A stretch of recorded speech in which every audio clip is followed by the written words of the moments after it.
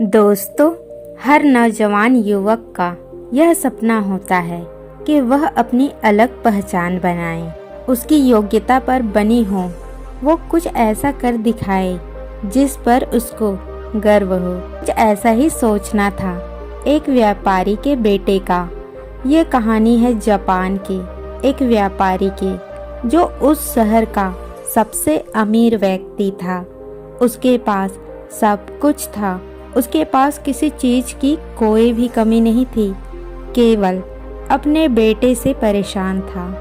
एक दिन वह व्यापारी अपने बेटे से कहता है, बेटा, तुम मेरे साथ व्यापार में हाथ क्यों नहीं बढ़ाते?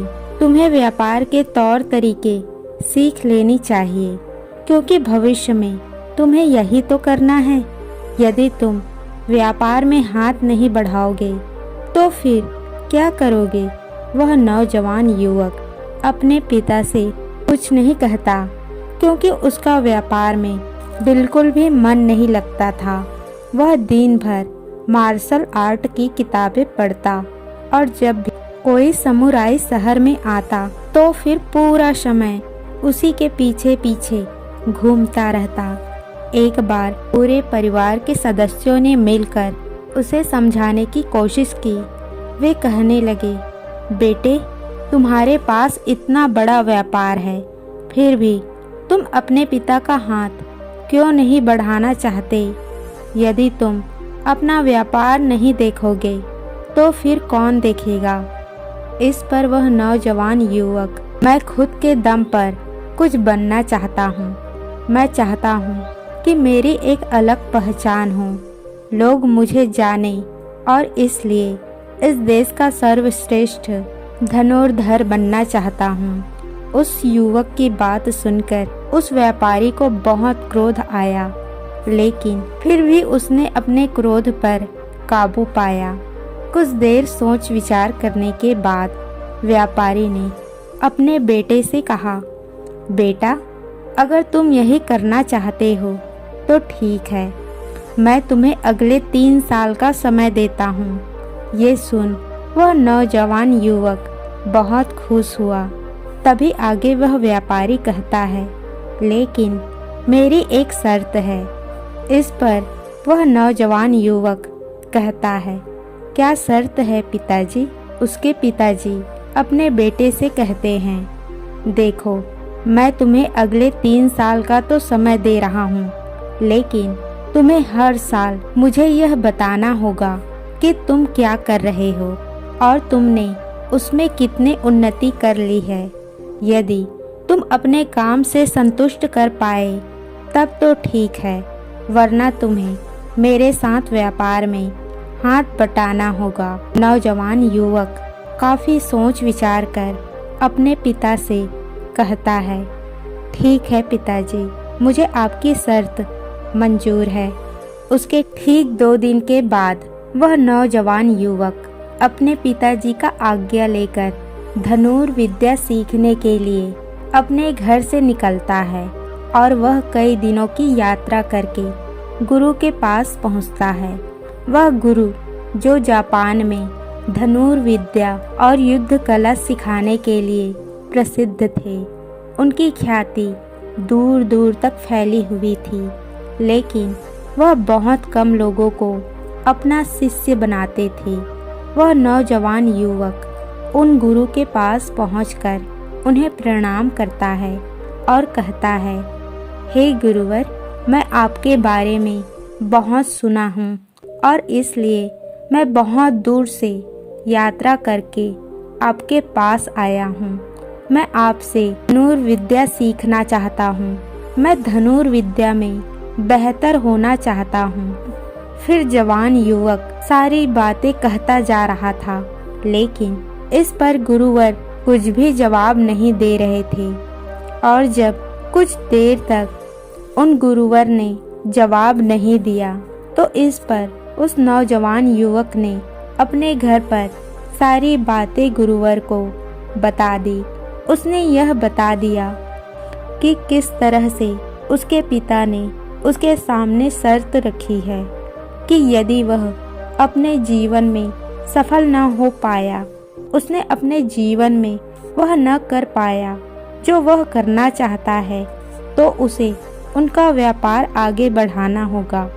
आगे वह नौजवान युवक उन गुरुवर से कहता है, हे गुरुवर, मैं आपसे वादा करता हूँ, मैं पूरी कर्तव्य निष्ठा के साथ धनुर्विद्या सीखूंगा और मैं आपके समय बर्बाद नहीं करूंगा। इसलिए कृपया करके मुझे अपना शिष्य बना लीजिए। तभी उस गुरुवर ने उस युवक की तरफ ध्यान से देखा। उन्होंने देखा कि वह अपने साथ काफी सामान लेकर आया था और उसके साथ 2 सहायक भी आए हुए थे। तभी उन गुरु ने कहा, सबसे पहले यदि तुम धनुर्विद्या सीखना चाहते हो तो तुम्हें इन चीज़ों को छोड़ना होगा, इन चीज़ों का त्याग करना होगा। इसलिए इन कीमती सामान को वापस अपने घर भेज दो। उस नौजवान युवक ने गुरु की आज्ञा का पालन किया। उसने सारा सामान अपने सहायकों के हाथ वापस घर की ओर भेज दिया। आगे गुरुवर उस नौजवान युवक से कहते हैं, देखो, यदि तुम धनुर्विद्या सीखना चाहते हो तो तुम्हें 2 शर्तें माननी होगी। इस पर वह नौजवान युवक कहता है, गुरुवर, आप जैसा भी कहें, मैं सब करने के लिए तैयार हूँ, लेकिन मुझे अपना शिष्य बना लीजिए। तभी गुरुवर उस युवक को पहली शर्त बताते हुए कहते हैं, तुम्हें यहाँ पर सामान्य लोगों की तरह ही अपना जीवन बिताना होगा और सारे कार्य तुम्हें खुद ही करने होंगे। इस पर नौजवान युवक कहता है, जी गुरुवर, जैसा आप कहें। आगे गुरुवर उस नौजवान युवक को दूसरी शर्त बताते हुए कहते हैं, यदि एक बार तुम धनुर्विद्या को ग्रहण करना शुरू कर दिया तो तुम्हें उसे पूरा करना ही होगा। तुम इस बीच उसे छोड़कर नहीं जा सकते। इस पर नौजवान युवक कहता है, ठीक है, आप जैसा कहें वैसा मंजूर है। उन गुरुवर ने उस नौजवान युवक को अपने शिष्य बना लिया, लेकिन वह नौजवान युवक ये नहीं जानता था कि उसके सिखाने का तरीका बहुत अलग था। एक दिन उन गुरुवर ने उस नौजवान युवक को अपने पास बुलाया और कहने लगे, बेटा, जैसे तुम उठते बैठते हो, चलते फिरते हो, जैसे तुम सांस लेते हो, वैसे ही तुम निशाना भी लगाते हो। इसलिए सबसे पहले तुम्हें सचेत होना होगा। तुम्हें जानना होगा कि तुम क्या कर रहे हो, तुम किस अवस्था में हो। तुम्हें जागरूक होने की आवश्यकता है। इसलिए आज ही सचेत होकर सारे काम करना शुरू कर दो और ऐसा तब तक करो जब तक ये तुम्हारा स्वभाव न बन जाए। उस युवक ने उन गुरुवर की बात मान ली। वे एकाग्र होकर अपने कामों पर ध्यान देने लगा। वह अपने चलने फिरने, अपनी सांसों पर ध्यान केंद्रित करने लगा। सुबह उठकर वह अभ्यास करता और ध्यान किया करता। शाम के 6 बजे से वह एकांत रहता और ध्यान किया करता और ध्यान करने के बाद करीब 9 बजे के बाद वह सो जाया करता और ठीक सुबह 4 बजे उठकर वह धनुर्विद्या का अभ्यास करने लगता और यह सब एकांत में रहकर ही करता और यह सारी क्रियाएं दोपहर 2 बजे तक चलती रहती और इस समय के दौरान ना तो कहीं जाना और ना ही तो कहीं किसी से मिलना। यहाँ तक कि उस युवक को किसी से बात करने की भी कोई अनुमति नहीं थी और बचे हुए 4 घंटे अर्थात दोपहर को 2 बजे से शाम 6 बजे तक वह बाकी सभी शिष्यों के साथ मिलकर आश्रम की देखरेख करता और वह नौजवान युवक भी अब तक पूरा मन लगाकर सीखने की कोशिश कर रहा था। लेकिन जैसे जैसे समय बीतता जा रहा था, उस नौजवान युवक का जोश ठंडा पड़ रहा था। अब उसके लिए उस आश्रम में एक पल भी बिताना बहुत मुश्किल हो रहा था। अब उस नौजवान युवक ने अपने गुरु की बातों को अनदेखा करना शुरू कर दिया था। वह उन सभी नियमों को तोड़कर अपने सभी गुरु भाइयों के साथ मिलकर गप्पे लड़ाने लगा था। वह उन्हें अपने व्यापार की बातें बताता, उसके पास क्या कुछ है, और उस नौजवान युवक को इतना अमीर पाकर कई लोग उसके मित्र भी बन चुके थे, क्योंकि वह सोचते थे कि यह तो अमीर व्यापारी का बेटा है, कभी न कभी तो भविष्य में कोई न कोई फायदा अवश्य मिलेगा। देखते ही देखते उस नौजवान युवक और बाकी लोगों की दोस्ती काफी गहरी होती जा रही थी। अब से वह नौजवान युवक रात को सोने के बजाय अपने मित्रों के साथ मिलकर आश्रम से कहीं दूर भाग जाया करता था। जंगलों में जाकर गप्पे लड़ाता, मौज मस्ती किया करता, और इस कारणवश वह सुबह उठ नहीं पाता था और इसी वजह से वह कभी ध्यान भी नहीं कर पाया करता। एक दिन उन गुरुवर ने उस नौजवान युवक को अपने पास बुलाया और कहने लगे, बेटा, मैं जानता हूँ कि तुम रात को आश्रम में नहीं रहते हो और ना ही तुम एकांत में रहकर अभ्यास कर रहे हो। मैंने तुमसे पहले ही कहा था, यदि तुम एक बार धनुर्विद्या आरंभ कर लिया तो तुम्हें इसे पूरा करना ही होगा। और तो और तुमने मुझसे वादा किया था कि तुम पूरी कर्तव्य निष्ठा के साथ धनुर्विद्या का ग्रहण करोगे और मेरा समय बर्बाद नहीं करोगे। और यदि तुम ऐसा ही करते रहे तो 1 साल के बाद जब तुम्हारे पिताजी तुमसे पूछेंगे कि तुमने इस 1 साल में क्या किया, तुमने उसमें कितनी उन्नति की, तो उन्हें क्या जवाब दोगे? उस वक्त उन्हें क्या मुंह दिखाओगे?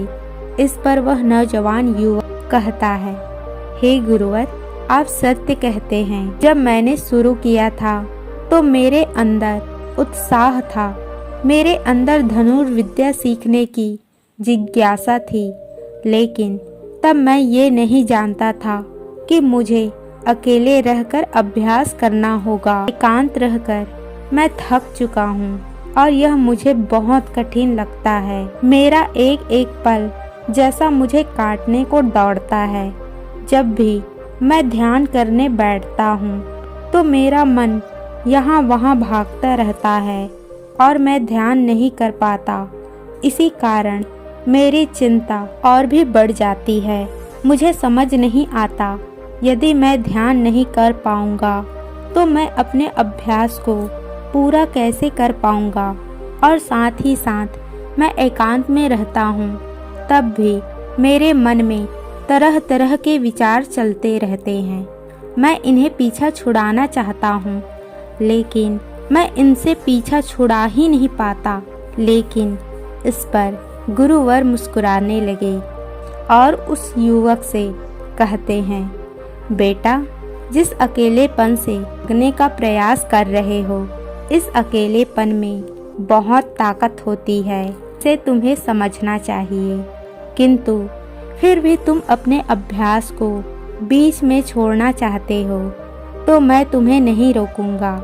तुम जा सकते हो, लेकिन जाने से पहले मेरी एक बात मान लो। इस पर नौजवान युवक कहता है, ठीक है, बताइए आप क्या चाहते हैं। तभी गुरुवर कहते हैं, बेटा, यहाँ से 1 दिन की दूरी पर बहुत ही बड़ा पहाड़ है। तुम्हें वहाँ पर पूरा दिन बिताना है और सुबह तुम्हें एक बाज नजर आएगा। उस बाज के हरकतों पर तुम्हें ध्यान देना है, ध्यान रखना है। उसका तुम्हें शिकार नहीं करना, बल्कि तुम्हें उसके हरकतों पर तुम्हें ध्यान देना है। वह क्या कर रहा है, क्यों कर रहा है, उसे ध्यान से देखना है। उसकी हर एक हरकतों को तुम्हें समझना है। और जब तुम अगले दिन तुम वापस लौट कर आओगे तो मैं केवल एक सवाल करूँगा। यदि तुमने उस सवाल का सही जवाब मुझे दिया, फिर मैं तुम्हें जाने से बिल्कुल भी नहीं रोकूंगा। उस नौजवान युवक ने काफी सोच विचार किया और उसके बाद वह गुरु की बात मान जाता है। वह उन्हें प्रणाम करके उस पहाड़ी की चोटी की ओर चल पड़ता है। देखते ही देखते वह एक दिन का सफर करके उस पहाड़ की चोटी पर पहुंच गया और उसने पूरी रात वहीं बिताया और अगले दिन सुबह होने के पहले उस बाज को ढूंढने लगा। वह जब यहाँ वहाँ देख रहा था तभी उसकी नज़र उस पहाड़ की चोटी पर पड़ी। उसने देखा एक सुनहरा बाज एक चट्टान की चोटी पर बैठा हुआ है और पहाड़ की नीचे घाटियों की ओर ध्यान पूर्वक देख रहा है। वह नौजवान युवक उस बाज को देखकर छुप गया और छुपकर उसकी सारी हरकतों पर नजर रखने लगा। उस नौजवान युवक ने देखा कि कुछ चरवाहे अपने भेड़ बकरियों के साथ उस घाटी में चराने के लिए लेकर आए हैं और तभी उस युवक की नज़र उस पर पड़ी जो एकदम शांत बैठा हुआ था। लेकिन तभी अचानक उसने उड़ान भरी और नीचे की ओर वह गोता लगाते हुए उन चरवाहे के पास पहुंचा।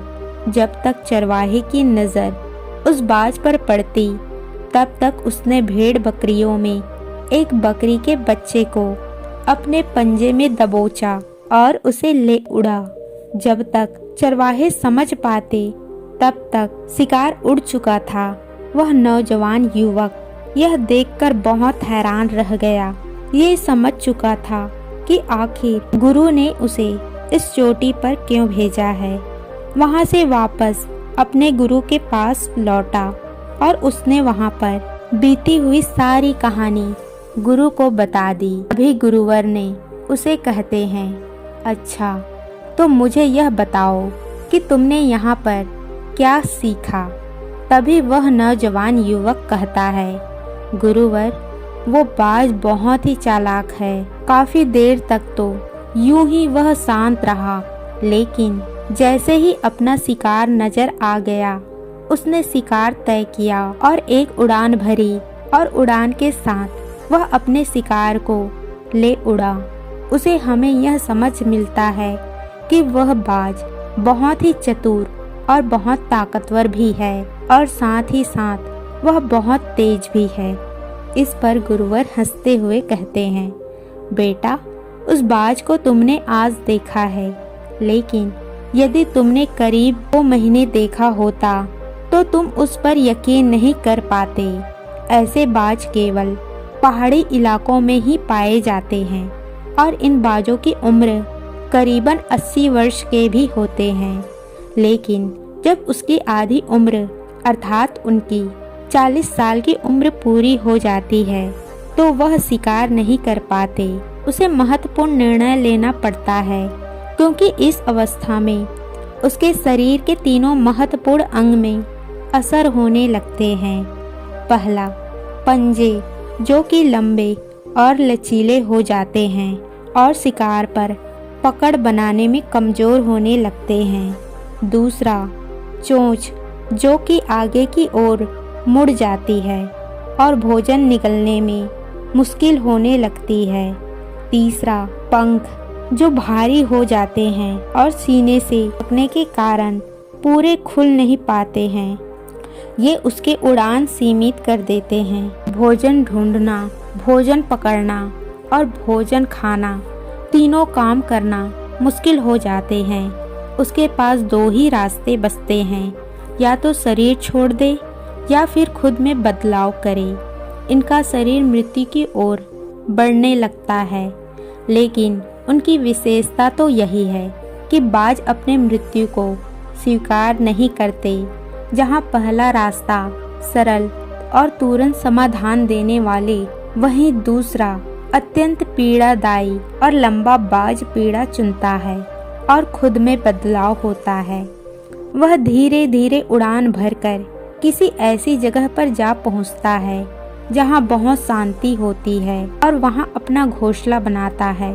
फिर वहां पर जाकर वो सबसे पहले अपने कमजोरी अर्थात अपनी उस मुड़ी हुई चोंच को पत्थर मार मार कर उसे तोड़ देते हैं। अपनी चोंच तोड़ने से ज्यादा पीड़ादायक कुछ भी नहीं पक्षी के लिए चोंच से फिर से उगाने का। उसके बाद वह अपने पंजे भी उसी प्रकार तोड़ देता है और इंतजार करता है पंजे को दोबारा उगाने का। और देखते ही देखते उनके पंजों में नए नाखून आते हैं, नई चोंच और पंजे आने के बाद वह अपने पंखों को एक एक कर नोच कर निकालता है और वह प्रतीक्षा करता है पंखों का फिर से उगाने का।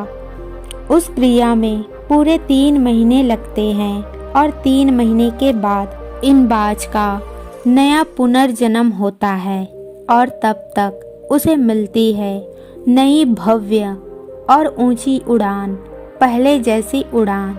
इस पुनर्जन्म के बाद वह 3 साल और जीता है ऊर्जा, सम्मान और गरिमा के साथ। आगे गुरुवर उस नौजवान युवक से कहते हैं, तुम उस बाज की तारीफ कर रहे हो जो कि अकेले रहना पसंद करते हैं, शांत रहना पसंद करते हैं, जो पूरे 3 महीने एकांत में रहकर तपस्या करते हैं, अपने आप को शिकार के लायक बनाता है, तब जाकर वह कहीं शिकार करने योग्य बन जाता है।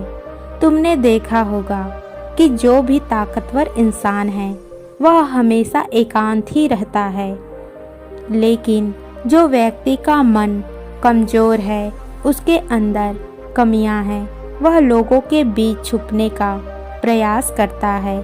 आगे गुरुवर उस नौजवान युवक से कहते हैं, मेरी बात ध्यान पूर्वक सुनो। यदि अपने जीवन में सफल होना चाहते हो, अपनी पहचान बनाना चाहते हो, तो सबसे पहले दिशाहीन से दृढ़ निश्चय वाले बनो। क्योंकि जब तुम खुद के लिए समय निकालते हो, जब तुम एकांत रहने का चुनाव करते हो, तो तुम अपने दिन में जो भी काम कर रहे हो उस पर तुम ध्यान दे पाते हो, तुम सचेत हो पाते हो और साथ ही साथ किसी भी चीज पर सही निर्णय भी ले पाते हो। और एकांत हमेशा कुछ ना कुछ नया सिखाता ही रहता है। आगे गुरुवर उस युवक को दूसरी बात बताते हुए कहते हैं, आज जो मौका तुम्हारे पास है वह मौका तुम्हें दोबारा नहीं मिलेगा, इसलिए इस मौके की कीमत को समझो कि तुम्हें एकांत खुद को बनाने के लिए मिला है, तो अपने जीवन में देखो, उसे समझो और उन कमियों को दूर करो। तुम तो बड़े शहर से हो और तुमने यह भी देखा होगा कि शहर के लोग अपना पालन पोषण करने के लिए दिन रात मेहनत करते हैं। न तो उनके पास सीखने का समय है और न ही एकांत में रहने का, इसलिए वे कभी भी खुद को जान तक नहीं पाते। यह अकेलापन उन्हें संघर्ष, जिसे तुम व्यर्थ समझ रहे हो और जिसे तुम यूं ही बर्बाद कर रहे हो, ये मौका तुम्हें कुछ बनने के लिए मिला है और ये मौका लौटकर वापस नहीं आएगा। आगे गुरुवर उस युवक को अगली बात बताते हुए कहते हैं, जिन लोगों के पास घूमते रहते हो, जिनके साथ गप्पे लड़ाते रहते हो, जिनके साथ अपने समय काट रहे हो, उन्हें तो खुद तक नहीं पता क्या कर रहे हैं। उन्हें खुद ये बात का एहसास नहीं है कि वह खुद अपना कितना बड़ा नुकसान कर रहे हैं। तुम ऐसे लोगों के साथ अपना समय बिता रहे हो तो अवश्य ही तुम भी दिशाहीन हो जाओगे और तुम भी यह समझ नहीं पाओगे कि तुम्हें अपने जीवन में क्या करना है। शुरू में तुम्हें अकेले रहने में थोड़ी तकलीफ जरूर होगी, लेकिन धीरे धीरे आपको के साथ रहने की आदत पड़ जाएगी। इसलिए अकेलेपन का इस्तेमाल एकांत रहने के लिए करो और अपना उद्देश्य याद रखो कि यहाँ पर क्यों आए थे और तुमने अपने जीवन में क्या लक्ष्य तय किए थे। गुरुवर के इतना कहने के बाद वह नौजवान युवक सोचने लगा। वह यह समझने लगा कि आखिर वह यहाँ पर क्यों आया था। तब उसे याद आया कि उसके गुरु ने उसे क्या कहा था कि अपने अकेलेपन का इस्तेमाल करो, क्योंकि अकेलापन एकांत बन जाएगा और वह तुम्हें आगे बढ़ने में तुम्हारी मदद करेगा। दूसरी बात, अभ्यास में संतुष्टि ढूंढो, क्योंकि उस नौजवान युवक के गुरुवर ने कहा था कि सारा ध्यान केवल अभ्यास में लगाना, इसके अलावा कुछ और पाने की कोशिश करना।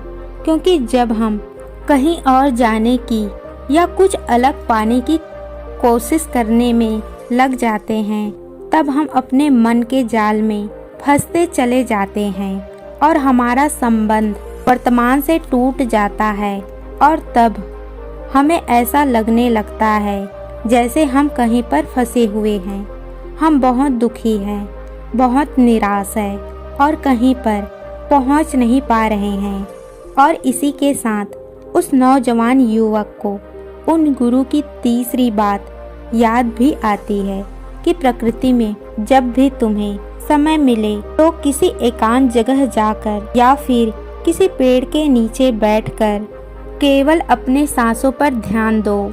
विचार खुद ब खुद शांत होंगे और जब तुम्हारे विचार शांत होने लगेंगे तब तुम्हें आभास होगा कि तुम प्रकृति के साथ जुड़े हुए हो, तुम इस धरती के साथ जुड़े हुए हो। ऐसे करने से अकेलेपन का भाव हमेशा हमेशा के लिए खत्म होने लगेगा और तब तुम यह जान पाओगे कि यह पल ही वह अप्सरा है जब तुम खुद को पूरी से पूरी जान सकते हो। तभी तुम अकेलेपन का फायदा उठा सकोगे और इसी तरह से अकेलेपन को जीता जाता है। इन सभी बातों को ध्यान करके उस नौजवान युवक ने यह निश्चय किया कि वह आश्रम छोड़कर कहीं नहीं जाएगा जब तक कि वह अपने इस लक्ष्य को प्राप्त नहीं कर पाएगा। यहाँ पर एक सर्वश्रेष्ठ धनुर्धर बनने आया था और वह यहाँ से सर्वश्रेष्ठ धनुर्धर बनकर ही जाएगा। इसके बाद वह अगले ही दिन से अभ्यास में पूरी तरह से लीन हो गया। दोस्तों, यदि आप अपने जीवन में पहचान बनाना चाहते हो, अपने जीवन में कोई लक्ष्य प्राप्त करना चाहते हैं, तो कुछ अलग पाने की प्रयास छोड़ दे। क्योंकि जब हमको कुछ अलग, कुछ खास पाने के प्रयास करने लग जाते हैं, तब हम यह भूल जाते हैं कि हमारा लक्ष्य क्या है और हम अपने लक्ष्य से दिशाहीन होने लगते हैं और इसी कारण हम अपने लक्ष्य तक कभी नहीं पहुंच पाते। क्योंकि हमारे मन हमें कुछ अलग पाने के लिए निरंतर प्रेरित करते रहते हैं और इसी कारण हम अपने मन के जाल में फंसते चले जाते हैं और हम अपने लक्ष्य पर ध्यान नहीं दे पाते। इसलिए अपने जीवन में यदि आपको कोई लक्ष्य हासिल करना है तो अधिक पान का प्रयास छोड़कर केवल अपने अभ्यास पर ध्यान केंद्रित करो और देखना, आप जरूर ही अपने लक्ष्य को प्राप्त कर पाएंगे।